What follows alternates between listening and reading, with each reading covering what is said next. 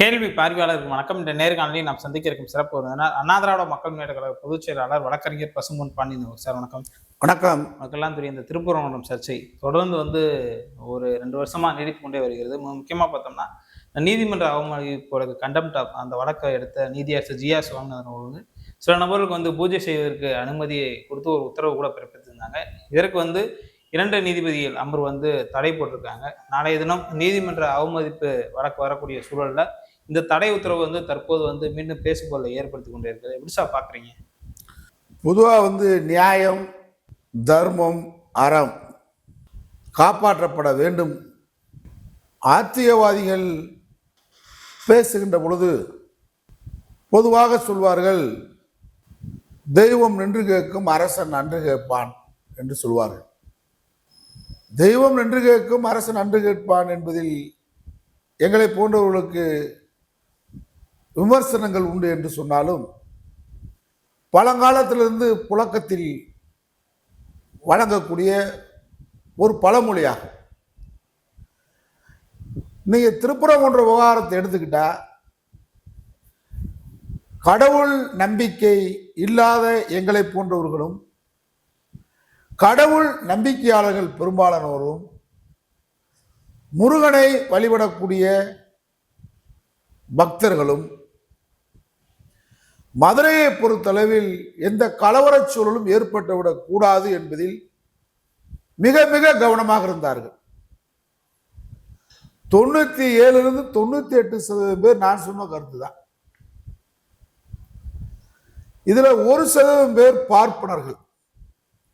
நான் பகிரங்கமா சொல்றேன், பார்ப்பனர்களுக்கு அந்த பார்ப்பனர்களை 2 விதமா பிரிக்கலாம். ஒன்று லௌலீக பார்ப்பான், ஒன்று ஐதீக பார்ப்பான்.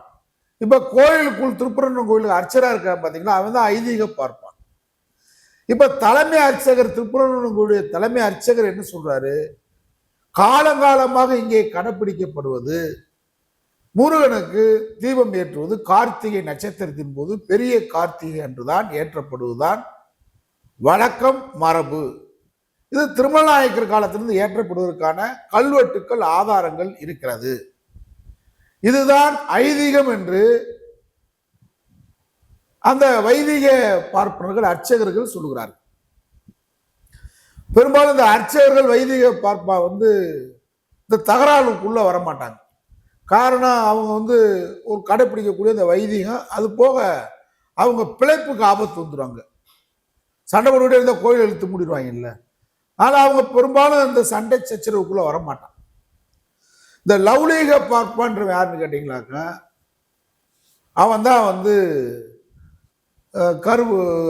கருப்பா இருப்பான், சிகப்பா இருப்பான். அவன் இந்த தண்ணி அடிப்பான், மாட்டுக்கறியை சாப்பிடுவாங்க, பாருக்கு போவாங்க, குத்தாட்டத்துக்கு போவாங்க. ஆனால் அவன் என்ன நினைப்பான்னு கேட்டால், எந்த வகையிலையும் அக்கிரமும் அநியாயம் பண்ணி கூட மனு தர்மமும் அதிகாரமும் நீடிக்க வேணும்னு சொல்லுவான். நீங்கள் உதாரணத்துக்கு புரட்சி தலைவர் அம்மா அவர்கள் சங்கராச்சாரியாரை கைது செஞ்சாங்க ஒரு கொலை வழக்கில். நீங்க ஒட்டுமொத்தமா உலகத்தில் இருக்கக்கூடிய இந்து சமயத்துக்கு பூரா தலைமை பீடம் கஞ்சி சங்கராச்சாரியார், தலைமை பீடாதிபதி சங்கராச்சாரியார்ன்ற ஒரு பிம்பத்தை கட்டமைப்பு வச்சிருக்காங்க. ஏன்னா நாட்டில் இருக்கக்கூடிய வெங்கட்ராமன் ஜனாதிபதி, அவர் தான் இந்தியாவுடைய முதல் குடிமகன். அவர் சங்கராச்சாரியர் காலில் விழுந்து நக்கி அந்த கழுவி காலை நழுவி அந்த தண்ணியை குடிச்சா மூர்த்தம், ஏதோ சொர்க்கத்துக்கு போகலாம் அப்படின்னு சொல்லி நாட்டின் முதல் ஜனாதிபதி வெங்கட்ராமன் மனைவியோட அங்க செய்வார். பிரதமரே வருவாங்க. அங்கே போகாத தலைவர் பெரியார், அண்ணா, கலைஞரை தவிர, நம்முடைய தளபதி ஸ்டாலினை தவிர எனக்கு தெரிய அனைவரும் அங்க அரசியல் கட்சி தலைவர்கள் போய் பெரிய மடாதிபதி, புண்ணிய மடாதிபதினு சொல்லுவாங்க. ஆனா அவரை கைது செய்யப்பட்ட நேரத்துல நீங்க இங்க இருக்கக்கூடிய ஐதீக பார்ப்பனர்கள், அதாவது இந்த அர்ச்சகர்கள் கூட கொந்தளிச்சாங்க. ஏன்னு கேட்டா, அவன் ஒரு பெரிய பிம்பத்தை கட்டமைச்சு வச்சிருக்க. சங்கராச்சாரியனா யாருமே நெருங்க முடியாது, அவர் இந்த உலகத்துல கடவுளால் பிரம்மனால் படைக்கப்பட்டவர், அவரை யாரும் இப்பெல்லாம் கைது செய்ய முடியாதுன்னு அவங்க ஒரு இந்த பிம்பம் உடைஞ்சு போயிருமேன்னு பயந்தான். அவன் ஜெயலலிதா அம்மாவுக்கு எதிராக ஐதீக பார்ப்பனர்கள் பிரச்சாரம் பண்ண போது கூட அவன் லவ்லிக பார்ப்பான். என்ன பண்ண லவ்லிக பார்ப்பான்னு கேட்டா சோலா லவ்லிக பார்ப்பான். இப்போ ஆடிட்டர் குருமூர்த்தி லவ்லிக பார்ப்பான், பாண்டே லவ்லிக பார்ப்பான், எச் ராஜா லவ்லிக பார்ப்பான். இவங்க என்ன சொல்லுவாங்கன்னு கேட்டா, நீங்க சங்கராச்சாரியார் ஜெயிலுக்கு போயிட்டாரு, ஆட்சி ஜெயலலிதாமா ஆட்சி இருக்கு, எப்படிதான் பார்த்தாலும் அது ஒரு பிராமின் பெண்ணு, இன்னொரு பிராமின் ராஜாஜிக்கு பின்னாடி நம்ம ஆட்சி கொண்டு வர முடியாது, அதனால சங்கராச்சாரியர் போயிட்டாரு, பின்னாடி பார்த்துக்கலாம். ஆனா இந்த நம்முடைய போராட்டத்தினால இந்த ஆட்சி அதிகாரம் போயிடக்கூடாதுல கவனமா இருந்து ஜெயலலிதா அம்மாவுக்கு எதிராக ஐயர்களுடைய பிரச்சாரத்தை, பார்ப்பனுடைய பிரச்சாரத்தை லவ்லிகோ பாப்பா நிறுத்திட்டான். உலகத்துல இப்ப 2 இருக்குன்னு இருக்கு. RSS சங்பரிவார் கூட்டத்தில் இருக்கிற பூரா லவ்லிக பாப்பா, பாபர் மசூதி இடிச்சவை லவ்லிக பாப்பா, காஷ்மீர்ல 370 கொண்டு வர வேண்டும், இஸ்லாமியர்களை சிறுபான்மை மக்களை ஒழிக்க வேண்டும், அடக்க வேண்டும், ஒடுக்க வேண்டும் சொல்றவன் லவ்லிக பாப்பா, பாரதிய ஜனதா கட்சியில் இருக்கிற எச் ராஜா போன்றவன் லவ்லிக பாப்பா, திருப்புறங்குன்றத்தில் தீபம் ஏற்றியே தீருவேன் என்று சொல்றவனெல்லாம் லவ்லிக பாப்பான். தகராறு இழுத்து விடுறது, RSS அஜெண்டாவை செய்யறது. அதுவும் இன்னைக்கு நான் இன்னும் சொல்லணும்னா, தென் மாவட்டங்கள்ல இப்ப கற்பழிப்பு சம்பவம் நடக்குது, சாதிய வன்கொடுமை சம்பவம் நடக்குது, அரசு இரும்பு குரம் கொண்டு அடக்கத்தான் செய்யுது, இதையும் மீறி நடக்குது. இப்படிப்பட்ட வழக்குகளை கூட துரிதமா எடுத்து அவங்கெல்லாம் தண்டிச்சிருந்தா நம்ம வரவேற்கலாம். ஒரு சர்வே கல்லுன்னு தெரியுது, மனசாட்சியோட தெரியுது, அந்த சர்வே கல்ல இத்தனை மணிக்குள்ள, இத்தனை தேதிக்குள்ள, இத்தனை கிழமைக்குள்ள இப்படி ஏற்றியே தீரணும், அப்படி இல்லாட்டி அந்த இடத்துல போய் தீபத்தை வந்து அங்கே வந்து ஒரு பூஜை செய்யணும், அது நாளைக்குள்ள செய்யணும், காலையிலக்குள்ள செய்யணும், 10 மணிக்குள்ள செய்யணும், நான் சொல்றாலதான் கூட்டு போகணும் அப்படின்னு எங்கேயாவது நானும் வழக்கறிஞரா படிச்சிருக்கேன். இப்படி ஒரு இப்படி ஒரு அவசர கோலமாக வேகமாக இந்த தேர்தலுக்குள்ள எப்படியாவது தகரால மதுரைக்குள்ள இழுத்து விடணும். இது ஏற்றனால என்ன நடக்க போகுது? இந்த கார்த்திகை தீபம் ஏற்றப்படவில்லையா? திராவிட மாடல் அரசு ஏற்ற அனுமதிக்கு இல்லையா? திருப்பூர்குன்றங்களுக்கு குடமுழுக்கு நடத்தலையா? இந்து சமய அறநிலையத்துறை நம்முடைய சேகர்பாபு நடத்தலையா? இன்னும் சொல்ல வேண்டும் என்றால், அறநிலையத்துறை செய்யக்கூடாத வேலையை கூட திமுக அரசு செய்யுது. எங்களை போன்றவர்களால் அதில் உடன்பாடு இல்லை. முத்தமிழ் முருகன் மாநாடு நடத்துவது திமுக வேலை இல்லை, அரசு வேலை இல்லை, அதவே அவங்க சிறப்பாக நடத்தினாங்க.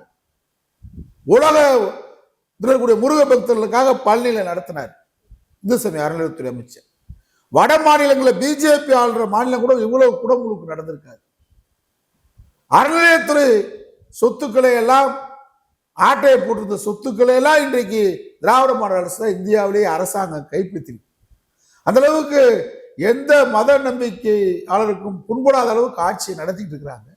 இந்த சூழல்ல நீதிமன்றம் மூலமாக பல்வேறு அழுத்தங்களை, ஐஏஎஸ் கலெக்டரை கூப்பிட்டு மிரட்டுறது, கமிஷனரை கூப்பிட்டு மிரட்டுறது, நாளை காலைக்குள்ள பதில் சொல், எந்த வழக்குல இது என்ன அவசரமான வழக்கு, இது எப்படி பார்த்தாலும் ஒரு சிவில் டிஸ்பியூட் தான், அப்படி பார்த்தாலுமே இது வந்து ஒரு கிரிமினல் வழக்கு கிடையாது, ஒரு சிவில் டிஸ்பியூட் தான். ஏற்கனவே ஆடு கோழி அங்கே காலங்காலமாக பலியிடப்பட்டு நிகழ்ச்சி நடந்து வந்துச்சு அந்த தர்கால, அதவே நிறுத்தி விட்டாங்க பொய்யை சொல்லி. நிறுத்தினதுக்கு பின்னாடி அந்த வழக்கு சம்பந்தமா மதுரை சென்னை உயர்நீதிமன்ற மதுரை கிளை என்ன சொல்லியிருக்காங்க, இது நீங்க சிவில் நீதிமன்றத்தை உரிமை நாடி பெற்றுக்கொள்ள தீர்ப்பேன்னு சொல்லியிருக்காங்க. அது மாதிரிதானே இதுவும் ஆடுகோழி பலியிட தடை சட்டம், அந்த சட்டத்துக்கும் நீங்கள் சிவில் கோர்ட்டை பார்த்து நீங்க அணுகுன்னு சொன்னதுக்கு பின்னாடி இந்த வழக்க அப்படியே துருவி நாளை காலைக்குள்ள பதில் சொல்லு, 6 மணிக்குள்ள பதில் சொல்லு, 7 மணிக்குள்ள பதில் சொல்லு, இல்லாட்டி எனக்கு இருக்கிற போலீஸ் பாதுகாப்படை அனுப்புவேன், வெளியில வந்து பொது நிகழ்ச்சி இல்லை, ஒரு நீதிபதியே வந்து வெளியே வந்து பொது நிகழ்ச்சியில நான் வந்து சனாதனத்தை எஞ்சிய காலம் பேசுவேன் அப்படின்னு பேசுறது என்ன அர்த்தம்? இது மதச்சார்பற்ற நாடா? இது பார்ப்பனர்களுக்கான நாடா? இது யாருக்கான நாடு? நாட்டின் சுதந்திரத்துக்காக போராடி ரத்தம் சிந்திய இஸ்லாமியர்கள், கிறிஸ்துவர்கள், அனைத்து தரப்பு மக்களும் போராடி பெற்ற சுதந்திரம். ஒரு மதச்சார்பற்ற நாட்டில் ஒரு நீதிபதி உட்கார்ந்துகிட்டு, அப்ப ஐதீகம் என்னாச்சு? அனைத்து ஜாதியிலும் அர்ச்சகராகலாம் அப்படின்ற சட்டத்தை கொண்டு வந்தா இவங்க என்ன வாதாடுறாங்க? இல்ல சில கோயில்கள் வந்து ஐதீக கோயில்கள், அங்க வந்து அங்கெல்லாம் வந்து நீங்க இந்த அர்ச்சகரை போட முடியாது அப்படின்னு சொல்றீங்க. இப்ப 5 பேரை எப்படி நியமனம் பண்ண முடியும்? ஒரு மக்களாட்சி நாட்டில், மக்களாட்சியுடைய ஆட்சி நடத்தக்கூடிய நாட்டில் ஒரு நீதிபதி அவர் இஷ்டத்துக்கு இந்த மாதிரி நான் 5 பேரை சொல்லுவேன், ஒன்றும் இல்லை நீங்க வந்து தீபம் ஏற்ற கூட வேணாம், அந்த இடத்துல பூஜை பண்ணிட்டு வாங்கன்னா இது சட்டத்தில் அப்படிலாம் வழி இருக்கா? வழிமுறை இருக்கா? எப்படியாவது அந்த தர்காவை தாண்டி போகும்போது அந்த 5 பேரை அனுப்பிச்சு விட்டு அந்த தர்காவை கண்ணோட்டம் பார்த்துட்டு கண்காணிச்சுட்டு தர்காவை எப்படியாவது போற வழியில இடிக்கணும், அதுக்கு பிளான் போடணும். தான் நோக்கம், உள்நோக்கம் என்ன, இன்டென்ஷன் என்ன, என்ன பூஜை செய்ய வேண்டிய அவசியம் என்ன? இன்றைக்கு 2 நீதிபதிகள் அமர்வு, நாளை இந்த வழக்கு அவ்வளவு அவசரமா, தேர்தல் காலத்துல தேர்தல் தேதி அறிவிக்கப்பட்டாச்சு, காவல்துறைக்கு பல்வேறு பணிகள் இருக்கு, ஆட்சித் தலைவர் தான் தேர்தல் பணிக்குரிய மதுரை மாவட்டத்துடைய தேர்தல் ஆணையாளராக இருக்கிறாரு, வேட்புமனு தாக்கல் ஆரம்பமாக போகுது, சந்தடி சாக்கில் கலவரம், அந்த பக்கத்தை கையை காமிச்சிட்டு அங்க வேறு தீ வைக்கிறாங்க அப்படின்னு சொல்லிட்டு இந்த பக்கமே ஒரு வீட்டுக்கு தீ வைக்கிற மாதிரி தானே இந்த தீர்ப்பு. ஆனா இன்றைக்கு 2 நீதிபதிகள் அமர்வு தீர்ப்பு, அதான் ஆரம்பத்துன்னு சொல்றேன். இதுல எங்களுக்கு உடன்பாடுல இருந்த பழமொழி நிக்குது, அரசன் அன்று கொள்வான் தெய்வம் நின்று கொள்ற மாதிரி. நான் தைப்பூசத்துக்கு நான் போய் தீபம் ஏற்றியே தீர்வேன்னு சொன்ன எச்ராஜா வீட்டை விட்டு வெளியே வர முடியாம கிடக்க.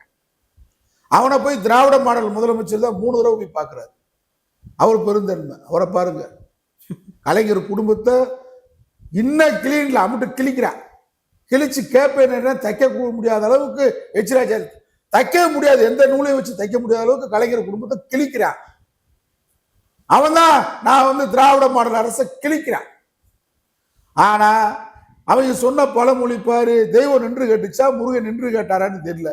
அவன் கடைசியா போய் கள்ளத்தி மரல் இருக்கக்கூடிய பிறை கொடி எடுக்கா நான் போக மாட்டேன் விடிய விடிய அங்க கரைச்சல் பண்ணவன் திரும்ப இந்த பக்கம் தலை வச்சு படுக்க முடியாத அளவுக்கு படுத்து கிடக்கான். அப்ப முருகன் கேட்டுட்டாரான்னு தெரியல.